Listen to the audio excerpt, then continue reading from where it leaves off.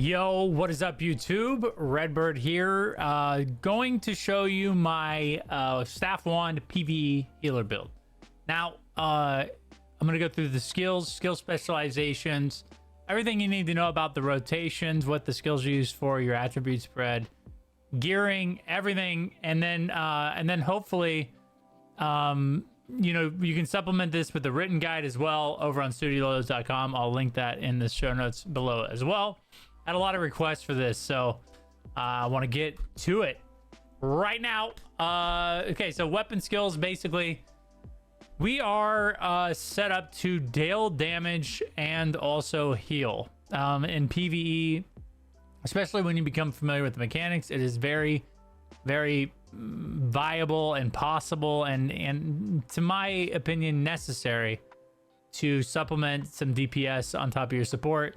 The support side, especially if your group is doing the mechanics on the fights, shouldn't take a whole lot of effort. So again, you can just as you get comfortable with the build, as you get comfortable with the mechanics of the bosses, you can just use your support skills. We have 7 of those here. Then when you get more accustomed and feel more comfortable with the rotation, which I think will happen quickly, you're stacking your DPS. And there is some, like, you know, I guess if you've ever played Disc Priest in World of Warcraft, there's some of that going on here too, where you can deal damage and that damage will heal your teammates as well, slightly. So let's go right through here. We're going with the Chaotic Shield as the defensive skill. Pretty straightforward. I mean, again, these are very similar. One heals, the other one deals damage. You know, not a lot of major differences here. I like the little spell when you block mechanics. Why? Because some of your teammates probably aren't going to block the mechanics, and this gives them a little bit of health and a little bit of stamina. So let's go through support builds first, or support skills first rather. Our first one and our major one here is Swift Healing. This is your bread and butter of the build. Again, like the leveling build, Swift Healing is the GOAT. It restores health up to 3 times if you're spec'd into it. You can cast it 3 times in a row. You can cast that on each different, like, individual targets or the same target. If that target is extremely low, you just, you know, hold down your skill button. It'll cast 3 times. This is your main ability in this build, and I think that's pretty straightforward. I don't know if it needs a lot of explanation. Fountain of Life, again, huge ability for multiple reasons. One of which is you know, you lay it down on your melee and your tank most of the time. It heals all of them pretty rapidly. It restores a significant amount of health and mana. Which is huge. You spec into the skill specializations, and this gives mana. Sometimes you can even drop this on your range players or your range DPS to get them health. You're gonna want to stand in this a lot. This is just a huge ability. We increased the radius size for a reason, so more people can hit it every time it's up. It is huge for sustain and very big for healing as well. Clay's Salvation. Another really important ability. You spec into Cleanse here, so not only does this provide AoE healing, it tops everybody off, but it also will remove weakened statuses from, like, boss mechanics, etc. Invincible Wall, also big. This ability, basically, you use it to prep your group for damage. For big, like, there's a lot of mechanics on bosses that aren't blockable. They just happen, and you can prep for this. You can use this as a little buffer if the group is starting to take damage collectively, until you can, you know, until maybe Clay Salvation comes off a cooldown, until you get your Swift Healing up. Just an all-around solid ability, and the fact that you can use it on everybody, cast it on everybody, makes it that much better. High Focus. We change High Focus into an AoE buff that increases everybody's cooldown speed by 16% and increases their max damage. We'll cover that, again, skill specializations later. But a really good group buff. It's not available too often. It's like once a minute. Obviously, you start the fight by popping it, and then whenever it comes back up, you cast it on cooldown. Time for punishment. This you cast on the boss. I mean, which is like, you know, most of the fights are a single target in these dungeons, or at least the significant ones are. Keeping this on the main target, keeping the boss debuff for all your DPS is huge. It's pretty straightforward again as well. And then this is a support skill and a damage skill. We spec them to Thunder Blessing here. You'll see why as I show you the skill specialization. But this restores your mana, and throughout these prolonged fights, especially the boss fights, it's important for you to have mana available to heal your team. The last thing you want to do is you know, kind of get to the end of the boss fight and then not be able to top your teammates off that are taking damage, not be able to cast your support skills. So you'll see the theme between these two abilities that keep you basically full. And from my experience, you know, I use this, I'll build a lot for solo, you know, solo farming too. It's pretty close to this. These two are like extremely essential, and like to me, like the foundation of the weapon, or like the wand staff combination.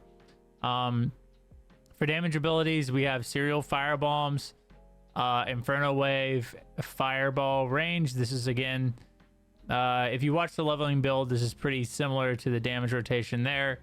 You're basically stacking burns from serial firebombs and Inferno Wave. Then you're utilizing the synergy between Judgment Lighting and Fireball for damage. Like I was talking about with the synergy, like kind of dealing damage and healing, Touch of Despair, it activates our Vampiric Embrace passive, or Vampiric Contract, sorry, here, that basically restores allies' health by 14% of the damage dealt. If you're, as long as the teammate is in range and they're lower health than you, it'll restore their health. Otherwise, it just keeps you topped off as well. You know, overall, not like a huge difference, but again, over a long fight, it really puts in work, honestly. It does heal quite a bit, and you'll see in this video as we demonstrate some things. There. Passives. We just use Flame Conditioning. It increases burn damage. It's just a pretty straightforward choice. You know, it does come down to a lot of these builds, especially Wand Staff, that our selections aren't great when you get to like the last one or two passives. So I chose to go with like something that just passively increases your damage a little bit. Mana Amp, increased mana by 1080 and health by 3080. I mean, this is like goated. This is one of the best passives on staff, and we're definitely using it in this build. Forbidden Sanctuary, you know, sometimes you might think like, okay, this is like in the opposite direction we want to go in. We're talking about mana consumption, efficiency, cooldown reduction, stuff like that. Like, this is just a really, really good overall damage boost to your skills. It does hurt your efficiency by 15%, but as you will see, we're not gonna have trouble with mana with this build because of the rotation and the way that you need to use the build, or especially these two abilities. So we took the damage. Whatever the name of this, I'm not even gonna try to say that. I feel like it's asceticism. There we go. I attempted. Increased mana regen by 84. Remaining stationary by 3 seconds increases mana regen by another 84. Magic melee and ranged heavy trick chance by 100. This effect remains for 2 seconds after moving. Movement skills do not cancel the effect. Just really good overall damage increase and mana increase. So when you can during fights, you want to stand still. It doesn't, like, I mean, obviously a lot of the boss fights require mechanics that, you know, want you to move around, but when you're not moving around, this is very good. You actually will activate this buff during Thunder Blessing as well. So you'll come out of Thunder Blessing and you'll have a damage buff. Pretty solid. Devotion and Emptiness increases healing by 28% and decreases cooldowns during the day. It's just a really good ability, a passive overall. We're definitely, again, short on viable passives, so it's definitely in. Skill heal by 1,000 max health. A skill heal increase by 2, almost 3. It'll end up being 3 wins maxed out per 1,000 max mana. Pretty good. Again, we have quite a bit of max mana, so then you get more skill heal. Obviously for a healing build, good. Granting health recovery. This is Selfless Soul. Granting health recovery and regen to allies via active skills increases mana regen by 33 and healing by 7% up to 3 times. This activates anytime you grant like healing or anything like that. So very, very good. Again, easy passive to select.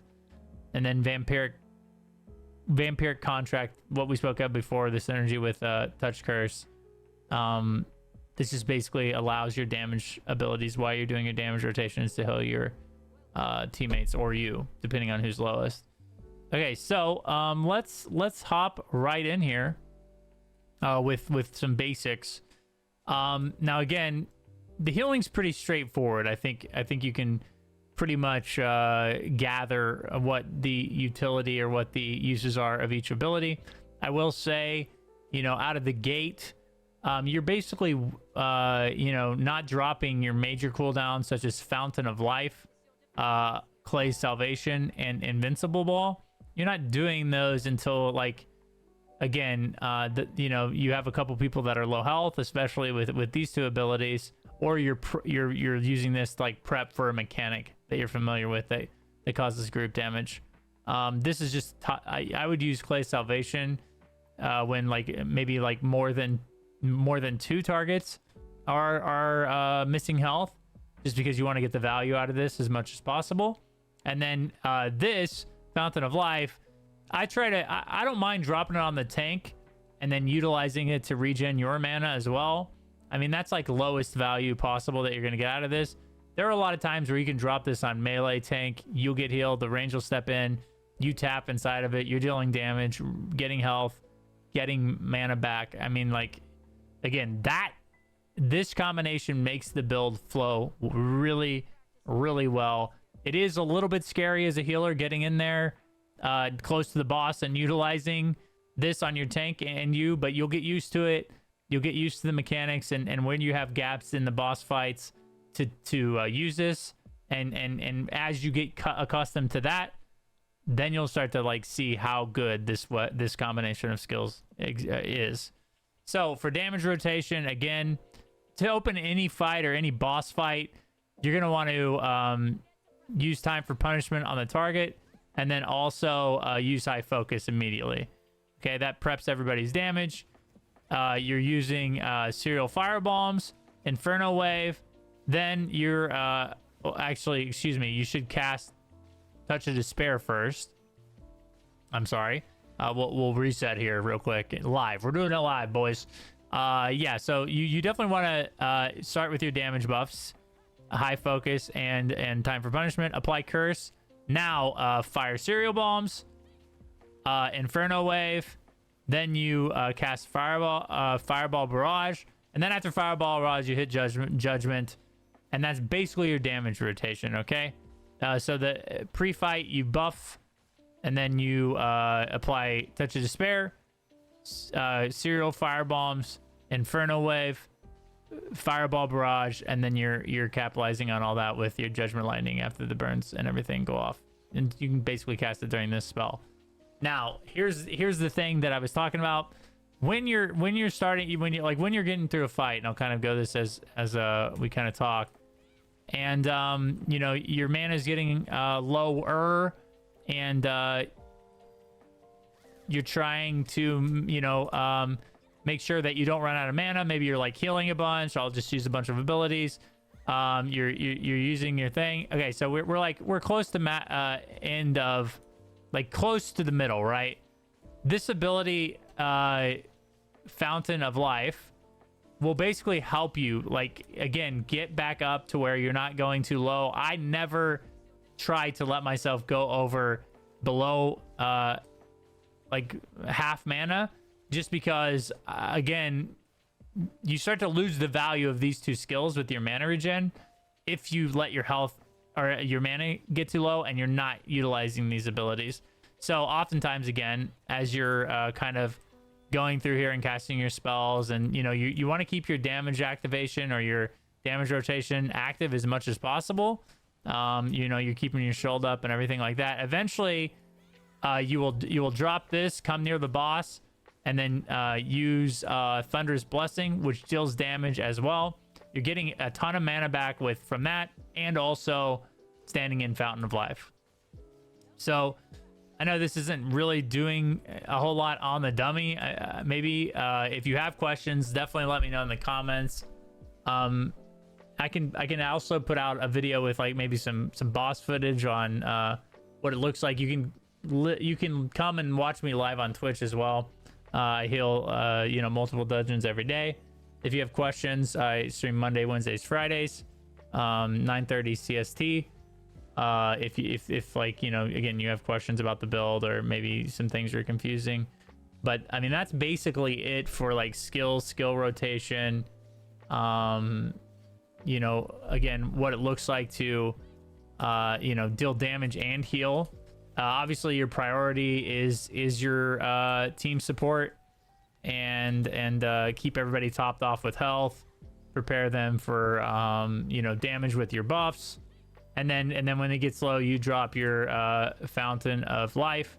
And then, when you have your Thunder Blessing up, you hop in the life and then you do this.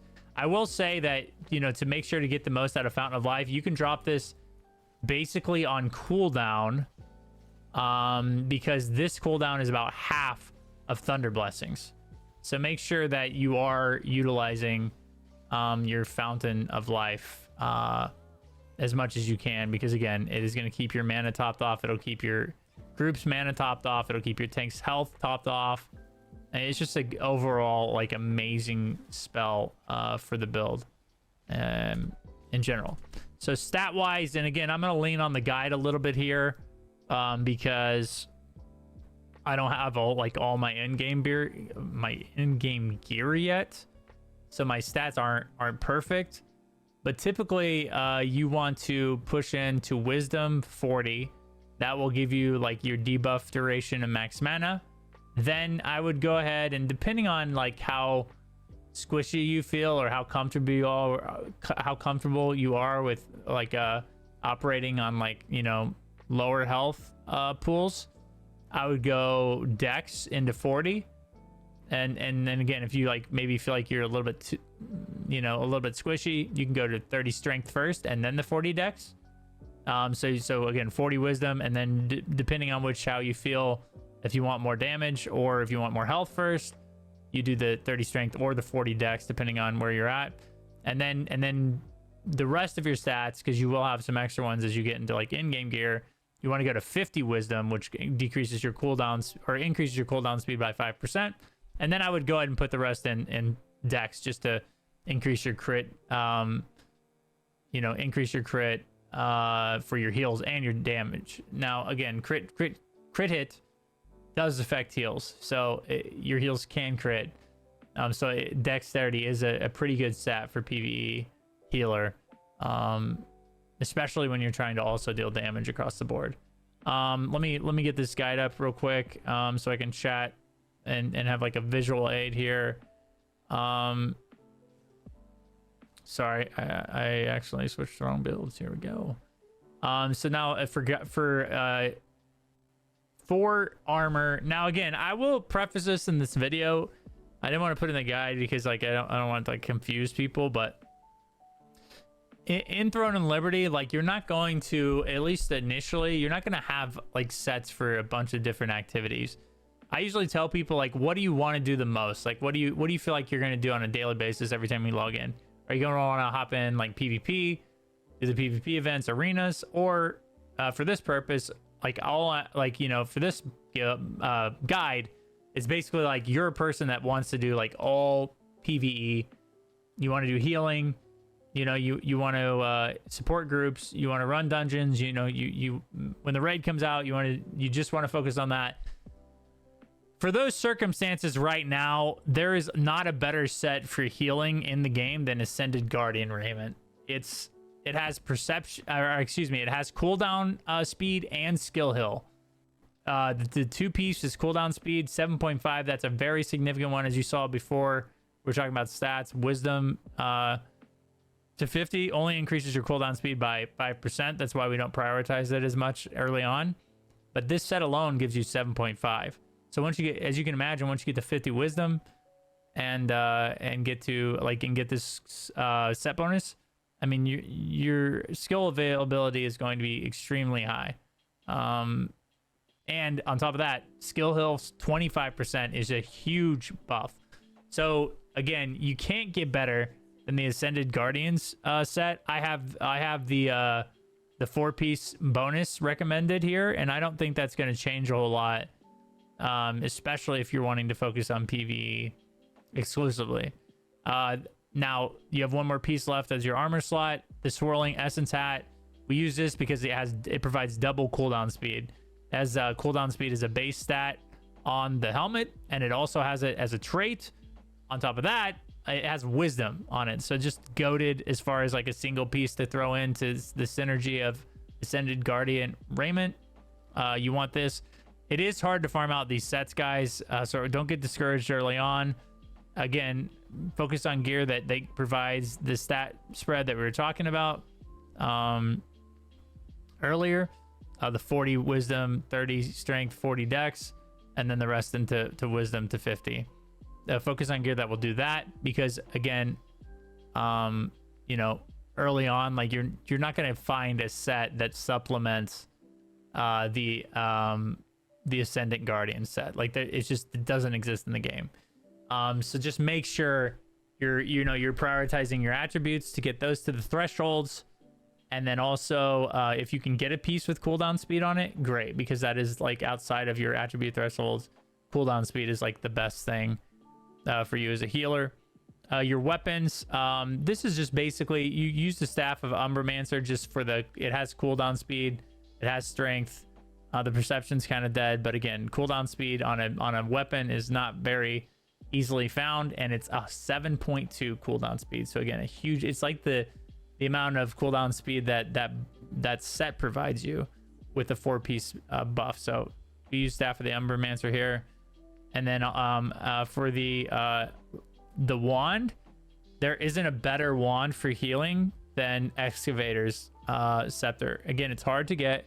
It's a raid drop from a raid boss, Excavator, but it provides you with strength, max mana, which again, we have the perk that for every X amount of max mana you get skill hill. It's huge, man. This staff comes with also baked in an additional 380 health heal per 6 seconds when using swift healing skills on allies with 40% or lower health. I mean, you can't ask. That is our primary heal. That is the best skill we have as far as support goes. And then you get the buff on top of that. Like again, Excavator wand, really good.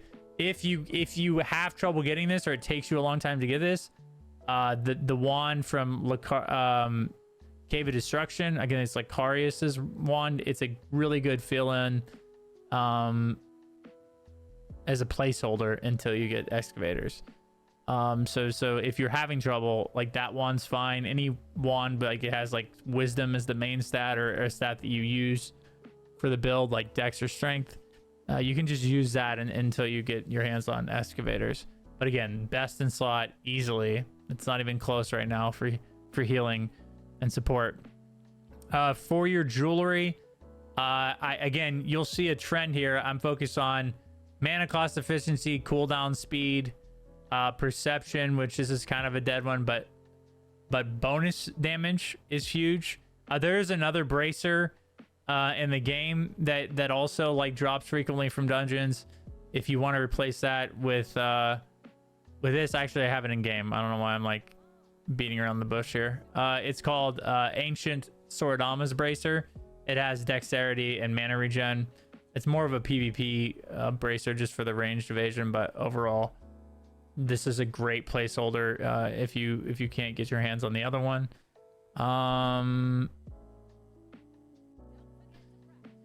We have the etched alabaster's band, strength and attack speed. Again, very good. Attack, and then you have attack speed here and mana cost efficiency. Again, reducing the mana. If you see, like, again, all the all the mana cost efficiency is also going to help with running out of mana and stuff like that in PvE. So any driller with like mana cost efficiency or cooldown speed or attack speed, you definitely want to stack that as well. And then finally we get Belt of the Bloodlust, just has strength and more max health for us as well. Guardian, we are using the Lady Knight Kamarshia. I'm just butchering the fudge out of all these names, there's no doubt about that. But it's late, guys, and I can't speak English well anyway, so we're, you know, it is what it is. So here we go. She really provides a lot for a healer. Create a shield with 50% of your max mana. We're already kind of, you know, utilizing max mana on this character. And then cooldown speed increases by 40% while shield is up. Now again, like you're talking about already, and again, I don't have all the gear for this character yet. So my cooldown speed isn't as high as it would be, but in the build you're plus 20. You're like in etching up to 30% cooldown speed with all the gear that I recommended. On top of that, you have your Guardian that will increase your cooldown speed by 40%. So I mean you're looking at like 75% cooldown speed with your Guardian popped. I mean, not only are you going to just pop off damage wise, but also like you're talking about having these abilities that are like crucial to the build up instantly. You can't get better as a Guardian from the support side than Lady Knight Kamarshia. I'm trying to think of anything else that I've missed during this build guide, and I can't think of it right now. So yeah, I'm sure you guys will think of it if I have left something out during the video. Leave it in the comments below. If you head over to, again, the build guide, I'll link that in the show notes as well.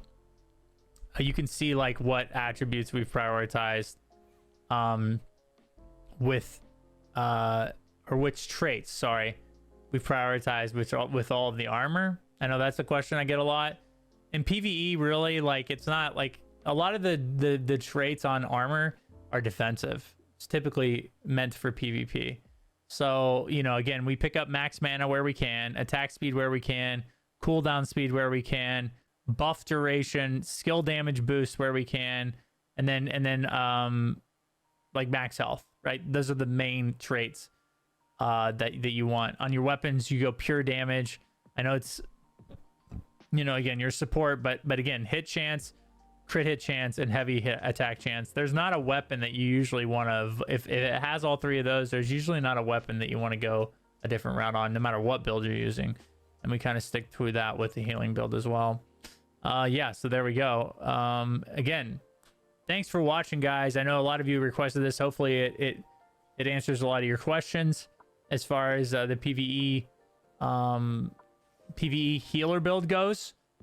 For Staff Wand, again, you can deal a ton of damage and support your team with this build. It's a ton of fun to play. If you're like used to heal bot builds that like aren't any fun, you're just, you know, using your one healing skill and you know, like hating your life. This is not that healer build. This build is extremely active. You'll be casting spells left and right. You'll be buffing your team. You'll be standing in circles. You'll be dealing damage while you're standing in circles. You'll be lighting people on fire. You'll be buffing your team. Did I say that? You'll be healing your team. I said that too already. I'm gonna end the video. It's too much, too late. Love you guys. Thanks for watching, and we'll see you in the next video.